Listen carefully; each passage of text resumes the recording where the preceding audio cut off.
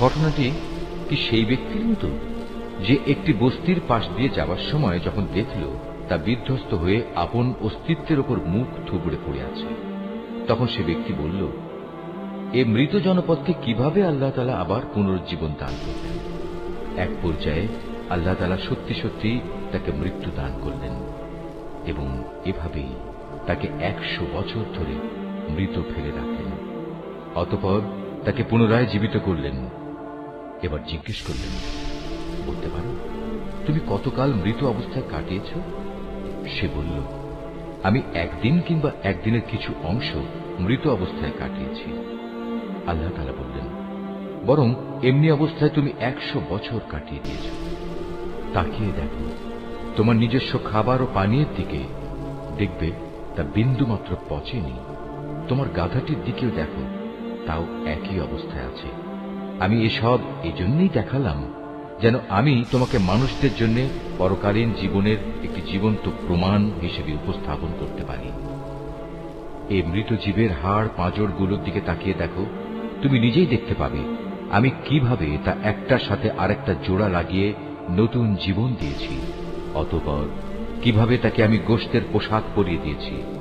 অতএব এভাবে আল্লাহর দেখানো এ বিষয়টি যখন তার কাছে পরিষ্কার হয়ে গেল, তখন সে বলে উঠল, আমি এটা জানি, অবশ্যই আল্লাহ তাআলা সব কিছুর উপর ক্ষমতাবান।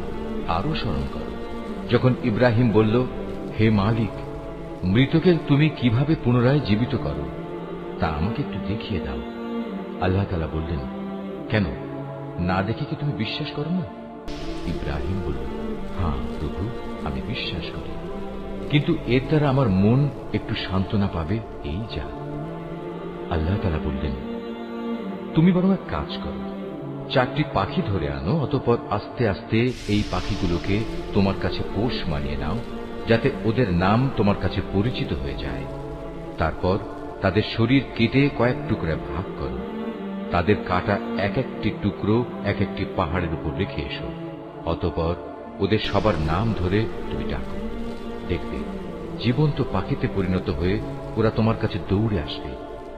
তুমি জেনে রাখো, আল্লাহ তাআলা মহা শক্তিশালী, বিজ্ঞ, কুশলী। যারা নিজেদের ধন সম্পদ আল্লাহ তাআলার পথে খরচ করে, তাদের উদাহরণ হচ্ছে একটি বীজের মতো, যে বীজটি বপন করার পর তা থেকে একে একে 7টি শীষ বেরুল, আবার এর প্রতিটি শীষে রয়েছে 100 শস্য দানা।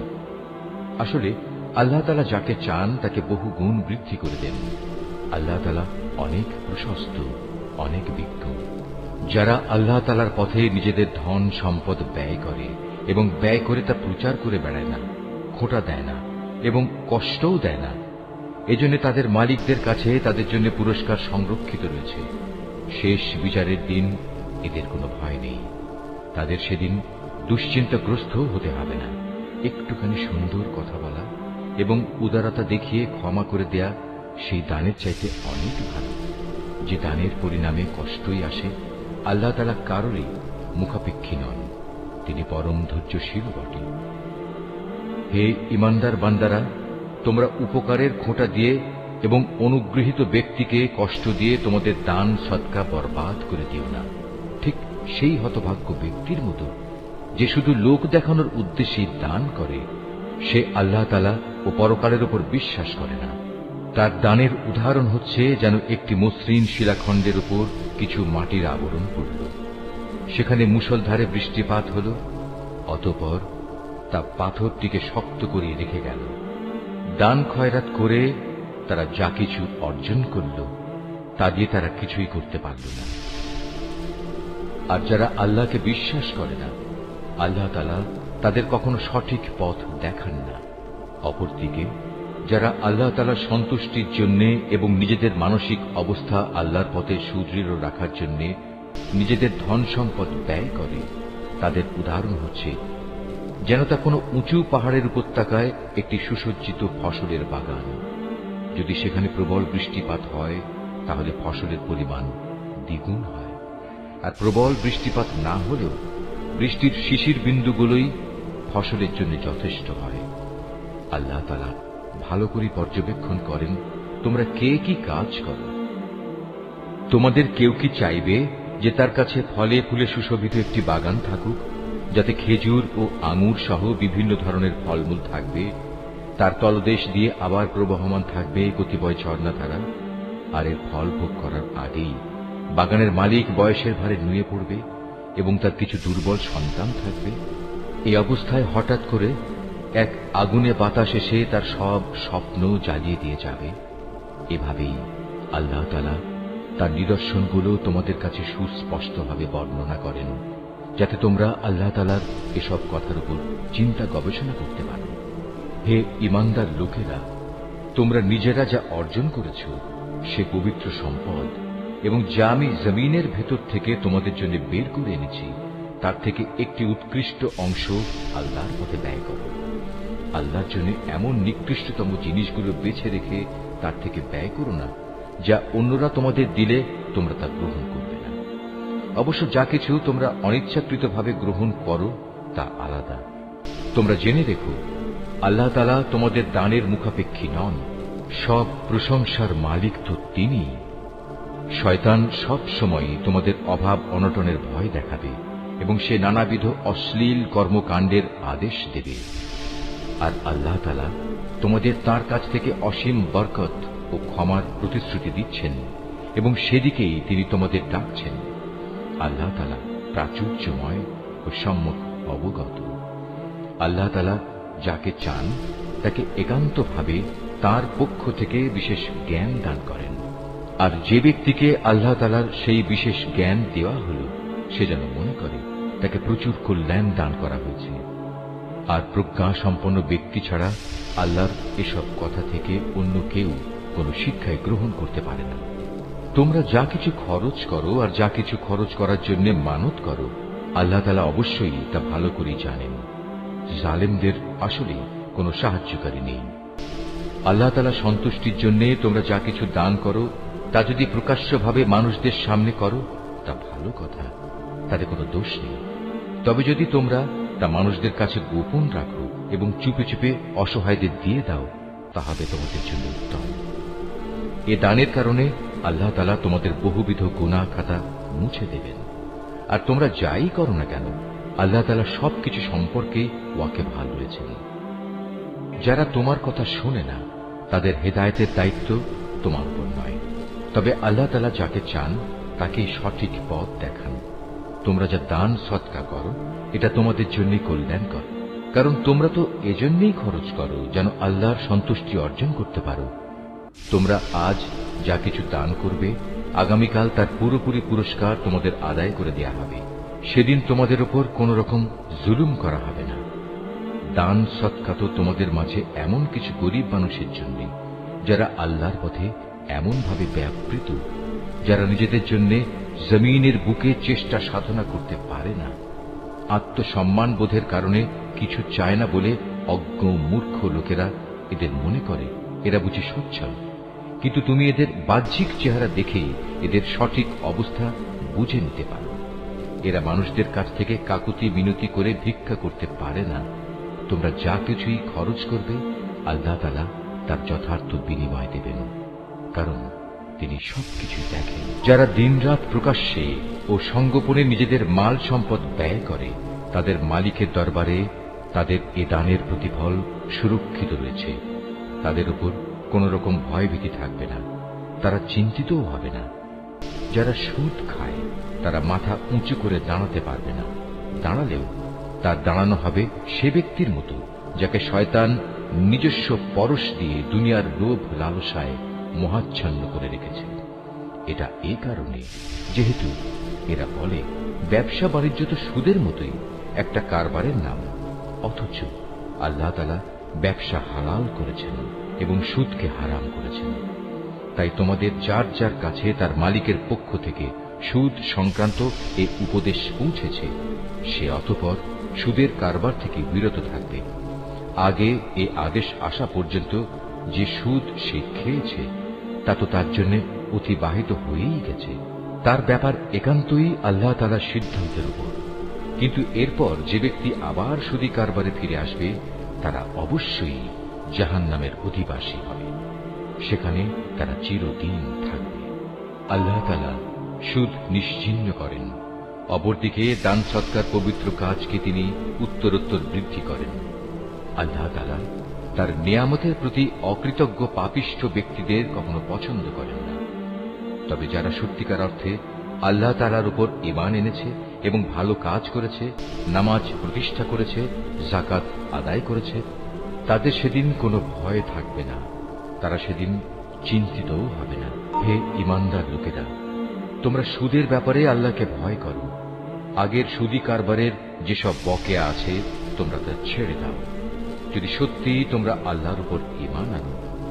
যদি তোমরা এমনটি না করো, তাহলে অতঃপর আল্লাহ তাআলা ও তাঁর রাসূলের পক্ষ থেকে তোমাদের বিরুদ্ধে যুদ্ধের ঘোষণা থাকবে।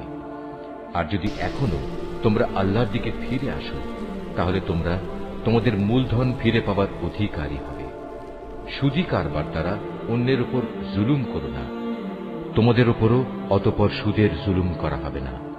সে ঋণ গ্রহীতা ব্যক্তি কখনো যদি অভাবগ্রস্ত হয়ে পড়ে, তাহলে তার উপর চাপ দিও না, বরং তার সচ্ছলতা ফিরে আসা পর্যন্ত তাকে অবকাশ দাও। আর যদি তা মাফ করে দাও, তাহলে তা হবে তোমাদের জন্য অতি উত্তম কাজ। যদি তোমরা ভালোভাবে জানো, তাহলে তাই করো। সেদিনটিকে ভয় করো যেদিন তোমাদের সবাইকে আল্লাহর দিকে ফিরিয়ে নেওয়া হবে। সেদিন প্রত্যেক মানব সন্তানকে জীবনভর কামাই করা পাপ পুণ্যের পুরোপুরি ফলাফল দিয়ে দেয়া হবে। কারো উপর সেদিন কোনো ধরনের জুলুম করা হবে না। হে ঈমানদার বান্দারা, তোমরা যখন পরস্পরের সাথে নির্দিষ্ট একটি সময়ের জন্য ঋণের চুক্তি করো, তখন তা লিখে রাখো। তোমাদের মধ্যকার যে কোনো একজন লেখক সুবিচারের ভিত্তিতে এই চুক্তিনামা লিখে দেবে।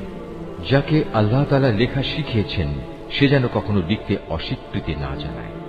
লেখার সময় ঋণ গ্রহীতা লেখককে বলে দেবে কি কি শর্ত সেখানে লিখতে হবে। এ পর্যায়ে লেখককে অবশ্যই তার মালিক আল্লাহ তাআলাকে ভয় করা উচিত। চুক্তিনামা লেখার সময় লক্ষ্য রাখতে হবে তার কিছু যেন বাদ না পড়ে। যদি সে ঋণ গ্রহীতা অজ্ঞ, মূর্খ এবং সব দিক থেকে দুর্বল হয়, অথবা চুক্তিনামার কথাবার্তা বলে দেওয়ার ক্ষমতাই তার না থাকে, তাহলে তার পক্ষ থেকে তার কোনো অভিভাবক ন্যায়ানুগ পন্থায় বলে দেবে কি কি কথা লিখতে হবে। তদুপরি তোমাদের মধ্যে থেকে দুইজন পুরুষকে এই চুক্তিপত্রে সাক্ষী বানিয়ে নিও। যদি দুইজন পুরুষ একত্রে পাওয়া না যায়, তাহলে একজন পুরুষ এবং দুজন মহিলা সাক্ষী হবে, যাতে করে তাদের একজন ভুলে গেলে দ্বিতীয়জন তাকে স্মরণ করিয়ে দিতে পারে। এমন সব লোকদের মধ্যে থেকে সাক্ষী নিতে হবে যাদের উভয় পক্ষ পছন্দ করবে। সাক্ষীদের যখন সাক্ষী প্রদানের জন্য ডাকা হবে, তখন তারা তা অস্বীকার করবে না। লেনদেনের সময় পরিমাণ ছোট হোক কিংবা বড় হোক, দিনক্ষণ সহ তা লিখে রাখার ব্যাপারে অবহেলা করো না। এটা আল্লাহর কাছে ন্যায্যতর ও সাক্ষ্য দানের ক্ষেত্রে অধিক মজবুত ভিত্তির উপর প্রতিষ্ঠিত, এবং পরবর্তীকালে যাতে তোমরা সন্দিগ্ধ না হও তার সমাধানের জন্যও এটা নিকটতর পন্থা। যা কিছু তোমরা নগদ হাতে হাতে আদান প্রদান করো, তা সব সময় না লিখলেও তোমাদের কোনো ক্ষতি নেই। তবে ব্যবসায়িক লেনদেনের সময় অবশ্যই সাক্ষী রাখবে। দলিলের লেখক ও চুক্তিনামার সাক্ষীদের কখনো তাদের মত বদলানোর জন্য কষ্ট দেয়া যাবে না। তারপরেও তোমরা যদি তাদের এ ধরনের যাতনা প্রদান করো, তাহলে জেনে রেখো তা হবে তোমাদের জন্য একটি মারাত্মক গুনাহ। এ ব্যাপারে আল্লাহ তাআলা তোমাদের সব কিছুই শিখিয়ে দিচ্ছেন, কেননা আল্লাহ তাআলা সব কিছুই জানেন। যদি তোমরা কখনো সফরে থাকো এবং এ কারণে ঋণের চুক্তি লেখার মতো কোনো লেখক না পাও, তাহলে চুক্তি লেখার বদলে কোনো জিনিস বন্ধক রেখে দাও। যখন তোমাদের কোনো ব্যক্তি অপর ব্যক্তিকে কোনো বন্ধকি জিনিসের ব্যাপারে বিশ্বাস করে, এমতাবস্থায় যে ব্যক্তিকে বিশ্বাস করা হয়েছে তার উচিত সেই আমানত যথাযথ ফেরত দেয়া এবং আমানতের ব্যাপারে আল্লাহ তাআলাকে ভয় করা, যিনি তার মালিক। তোমরা কখনো সাক্ষ্য গোপন করো না। যে ব্যক্তি তা গোপন করে, সে অবশ্যই অন্তরের দিক থেকে পাপিষ্ঠ সাব্যস্ত হয়। বস্তুত আল্লাহ তাআলা তোমাদের যাবতীয় কাজকর্মের ব্যাপারে সম্যক অবগত রয়েছেন। আসমান জমিনে যা কিছু আছে তা সবই আল্লাহ তাআলার জন্য। তোমরা তোমাদের মনের ভেতরে যা কিছু আছে তা যদি প্রকাশ করো কিংবা তা গোপন করো, আল্লাহ তাআলা একদিন তোমাদের কাছ থেকে এর পুরোপুরি হিসাব গ্রহণ করবেন। এরপর তিনি যাকে ইচ্ছা তাকে মাফ করে দেবেন, আবার যাকে ইচ্ছা তাকে তিনি শাস্তি দেবেন। আল্লাহ তাআলা সব কিছুর উপর ক্ষমতাবান। আল্লাহর রসূল সে বিষয়ের উপর ঈমান এনেছে যা তার উপর তার মালিকের পক্ষ থেকে নাযিল করা হয়েছে, আর যারা সে রসূলের উপর বিশ্বাস স্থাপন করেছে তারাও সে একই বিষয়ের উপর ঈমান এনেছে। এরা সবাই ঈমান এনেছে আল্লাহর উপর, তার ফেরেশতাদের উপর, তার কিতাব সমূহের উপর, তার রসূলদের উপর। তারা বলে, আমরা তার পাঠানো নবী রসূলদের কারো মাঝে কোন রকম পার্থক্য করি না। আর তারা বলে, আমরা তো আল্লাহর নির্দেশ শুনেছি এবং তা মেনেও নিয়েছি। হে আমাদের মালিক, আমরা তোমার ক্ষমা চাই এবং আমরা জানি আমাদের একদিন তোমার কাছেই ফিরে যেতে হবে। আল্লাহ তাআলা কখনো কাউকেই তার শক্তি সামর্থ্যের বাইরে কোনো কাজের দায়িত্ব চাপিয়ে দেন না। সে ব্যক্তির জন্য ততটুকু বিনিময় রয়েছে যতটুকু সে এ দুনিয়ায় সম্পন্ন করবে, আবার সে যতটুকু মন্দ দুনিয়ায় অর্জন করেছে তার উপর তার ততটুকু শাস্তি পতিত হবে। অতএব হে মোমেন ব্যক্তিরা, তোমরা এই বলে দোয়া করো, হে আমাদের মালিক, যদি আমরা কিছু ভুলে যাই, কোথাও যদি আমরা কোনো ভুল করে বসি, তার জন্য তুমি আমাদের পাকড়াও করো না। হে আমাদের মালিক, আমাদের পূর্ববর্তী জাতিদের উপর যে ধরনের বোঝা তুমি চাপিয়েছিলে তা আমাদের উপর চাপিও না।